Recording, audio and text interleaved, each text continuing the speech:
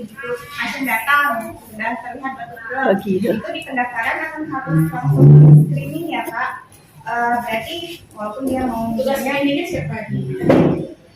ini untuk ISPA itu alurnya mungkin pasien batuk pilek tapi dia mau berobat mungkin atau dia mau gizi atau dia mau imunisasi anak, diarahkan aja Bapak mungkin nahan terbuka kaca. ISPA dulu. Diprioritaskan ke ISPA-nya dulu kalau berat, ya. Baru arahkan ke bagian polispa. Jadi Ya, gimana tuh? ini gambarannya dulu, alurnya dulu. Kalau misal ibu hamil dokter, tapi dia keluhannya batuk, itu ke Biasanya di kajian awal klinis, tadinya kan pasien baru pertama berobat, dia pasti ada general consent di situ. General consent itu maksudnya adalah pasien sudah menerima penjelasan tentang tata tertib berobat kita di sini, hak dan kewajiban dia itu. Jadi dia sudah menyetujui dan dia sudah saya lupa redabilinya kayak mana, tapi kakak boleh aktifkan nanti ya. Kadang-kadang nggak masuk, kadang-kadang nggak ada gitu. Itu pasien yang baru dokter. Ada yang cuma mati aku. itu harus ada itu. Apa namanya? General consent. Pelaksanaan general consent itu adalah satu hal baru yang ada. Dia minta persetujuan, artinya data-data dia tuh bersedia Datanya Jawa. tentang haknya dan pokok pikiran. Yang penting harus kita pahami adalah pokok pikiran yang ditulis di standar. Dari situ insya Allah akan tergambar apa yang diminta sama EP.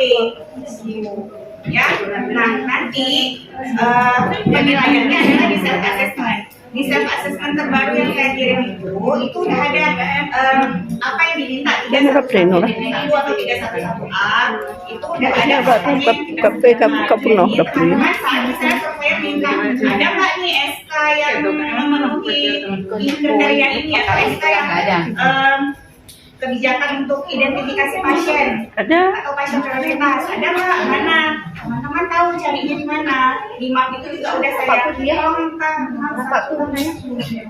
udah saya buat menu di upaya penunjang kita itu apa, rekam medis, lab sama farmasi itu di SK upaya penunjang layanan klinis.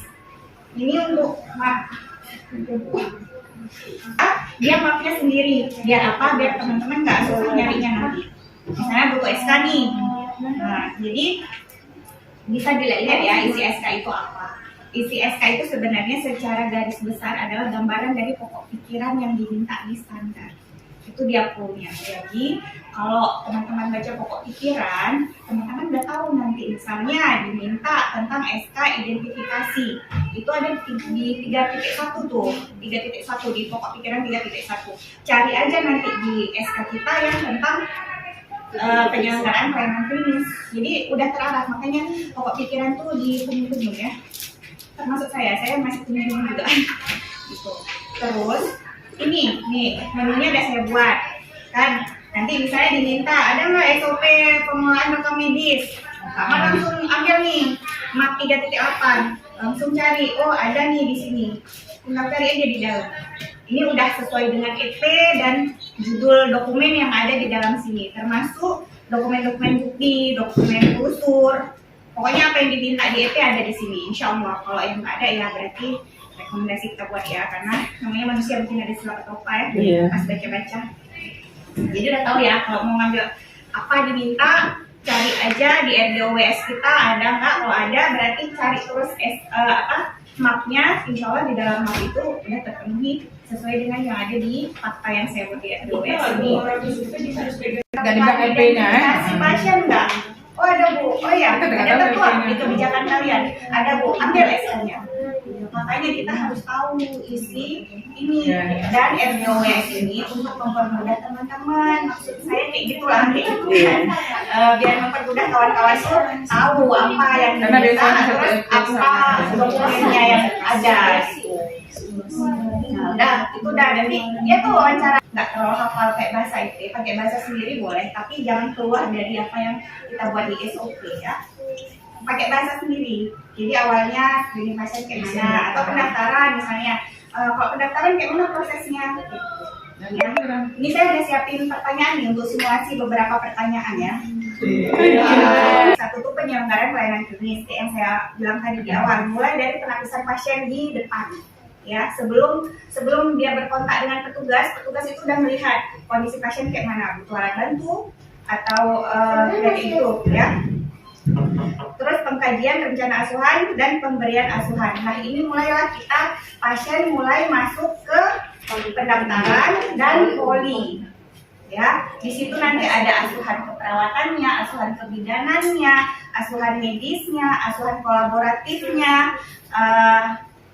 Asuhan kolaboratif itu kayak dengan kita penunjang, dengan farmasi atau dengan lab atau antara KIA dengan umum misalnya.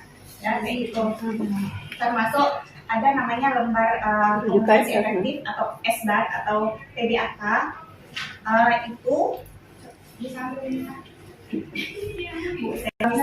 kayak saya misalnya termasuk dari T2 itu ada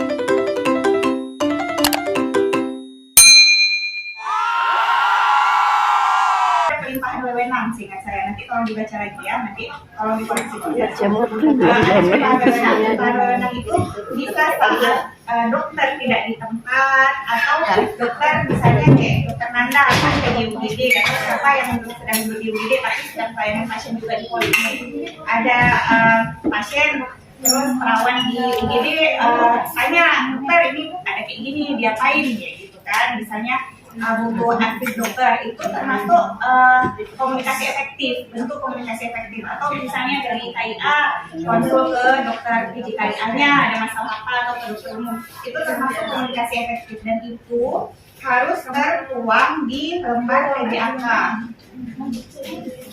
Ada tentang kalian seperti apa misalnya. Nah itulah yang dibilang komunikasi efektif. Harus tertuang di lembar TDAK. TDAK tuh nanti dia tulis, baca ulang, konfirmasi. Nanti dokternya setelah dilakukan komunikasi efektif, dokter akan baca lagi. Nanti ada stakeholder feedback sama dokter. Ya Kak ya, ada stakeholder feedback. Ada begitu, ya sebentar. Oke, misalnya bisa juga terjadi konsul aja artis perawatnya itu boleh juga.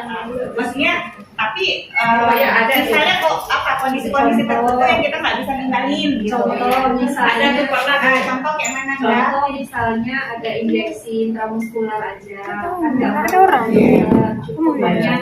Kalau injeksikan ya dexa, satu ampul, ada. Kayak tadi tuh pasien hati-hati. Kalau ada tindakan-tindakan, kalau hanya DP kayaknya nggak perlu. Kalau nebulizer, Dokter, tapi berapa? kalau misalnya injeksi intramuskular, sebenarnya kan kompetensinya perawat, kompetensi bidan juga ada, tapi mungkin obatnya apa? Misalnya obatnya tadi SA, esmatropin atau epinephrine atau dexamethasone. Itu kan harus ada dokter karena efeknya ada. Kalau begitu dokter itu dia di poliklinik. Jadi harus ada. Nanti terkonfirmasi itu akan di readback. Ada stempel readbacknya, baca ulang. Jadi instruksinya. Kalau kita dokter hukum selalu harusnya salah satu dari kita selalu ada. Ya, itu nggak ada masalah, nggak usah buat TBAK-nya karena itu bukan diinstruksikan kepada perawat, karena perawatnya toh kita datang lihat atau menggantikan siapa yang bisa.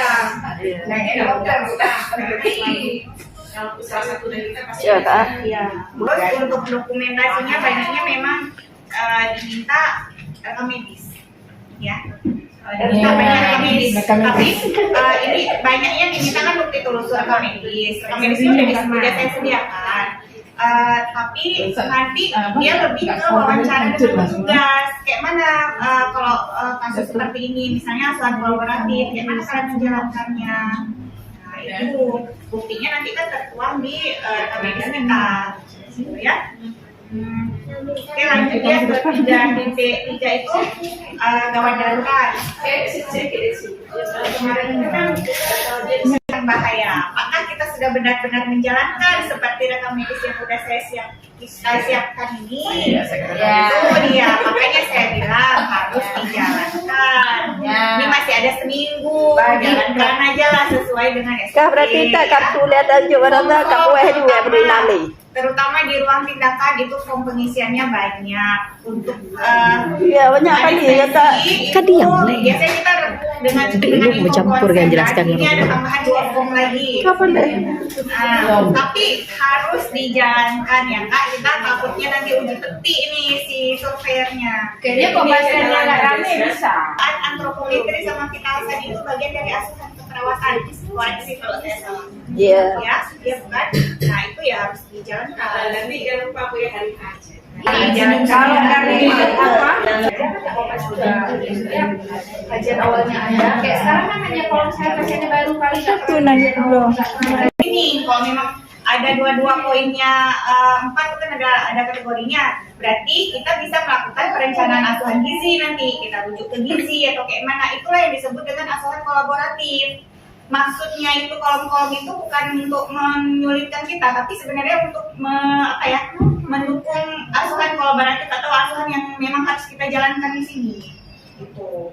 Jadi nggak harus mendalam, tapi kita screening, oh pasien ini kayaknya harus dirujuk ke gizi nih, kayak gitu, atau ada masalah apa lain, kayak gitu. Terus sedikit kan, yang